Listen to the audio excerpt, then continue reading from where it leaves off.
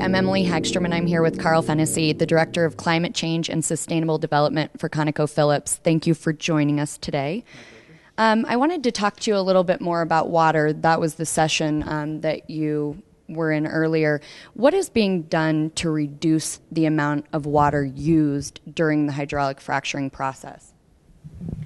Well, like any time, we try and, first of all, eliminate the need for as much water as we can. And then when we can't eliminate that, we try and look at recycle, reuse opportunities and look for then options for what we can do there. There are a number of places where we've reduced water. In our Eagle Ford formation, we've reduced water demand by about 40% for hydraulic fracturing through advances in technology. We continue to spend a significant amount of time and money looking at technology. We look in some formations where we can't reduce the amount or have reached a limit in reducing the amount. We're trying to find common areas to reuse and recycle that water, so all producers in the area can bring their water to a common area, have it cleaned up, and then use that water for other uses. So there are a number of places where we've already made great advances, and we continue to look for advances in reducing the amount of water required. And you talked about reusing water. How many times can you actually reuse water and add to it? Is this multiple wells? Is it 2 wells? What usually is that cycle? Well, there's no limit on reusing water. Water that comes up can be reused as many times as possible. The challenge comes in the cost of cleaning that water up, eliminating the salts that have become ingrained in it and other elements.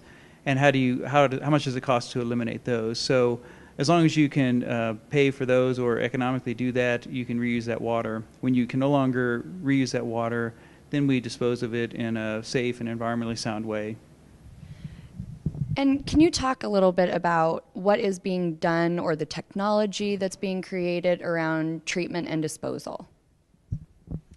Sure. While there's a lot of technology being explored in the R&D, often what we're looking at for treatment and disposal is existing technology and how do you now apply it to this water. Water in an oil field is like fresh water is unique. Every oil field is different, every well might be different, and so how do you treat that water? What's the right amount of technology? What's the type of treatment you can use? Varies depending on the type of well. And so we look at each well, we look at what are the trade-offs for each of the alternatives, and then we select a technology that's appropriate for treatment. When you're developing these wells and using the hydraulic fracturing process, of that water being used in this process, how much of it is non-potable and how much of it is actually fresh water? Again, that really depends on the formation and the local circumstances. Again, we try and minimize the amount of fresh water we use. We'll try and reuse as much water as we can that comes back that we can economically and safely do. And then the rest will make up from freshwater sources. As we continue to look for technology advances, we look for opportunities to use not only the produced water that's coming back, but also looking at sources of non-fresh water initially and whether or not we can use those safely and cost effectively within that well. Can you talk about this cost of water is going up, and they've said, I mean people within the industry, have said that the cost doesn't really come back in the price.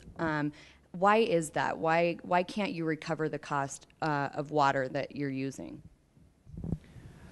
Well, I'm not sure I quite understand the question. Clearly in oil and gas development, there are certain costs that are involved in it. There's the exploration costs, there's the drilling costs, there's the actual production costs, and part of those costs are the cost of water, both the access to fresh water, the treatment of it, and then the safe disposal of it. And so all those costs are integrated into the cost of the oil and gas that come out of a particular well.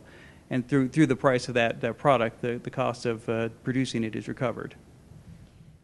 What types of technologies are you working on to help reduce the amount of water that you're using? Is this something that you are, I guess what I'm trying to say is there a process that will be used that can eliminate the amount of water, or is it something that you don't use as much on some wells that aren't as deep? Yeah, the technology really varies depending on the formation and the particular well. Most common, as I said, is existing technologies. Reverse osmosis is a very common technology. We're just piloting in one of our fields north of here in Wyoming the use of reverse osmosis or RO technology to clean up and recycle the produced water so we can use it for additional jobs. And so, there are a number of areas in R&D that we look for new technologies, but many of them are incremental changes or advances in existing technologies. And last question for you. Water is really a local issue. And what does ConocoPhillips specifically do before going into towns or cities that is working with local authorities or talking to the communities? What specifically does Conoco do? Yeah, water is a very local issue, and ConocoPhillips is dedicated to working closely with stakeholders, with regulators, with the communities we work in and often live also in, to understand what are the concerns, what are the impacts of oil and gas development, and how can those be mitigated. And we try and find mutual solutions for everyone involved. Well, thank you very much. We appreciate you taking the time to speak with us today.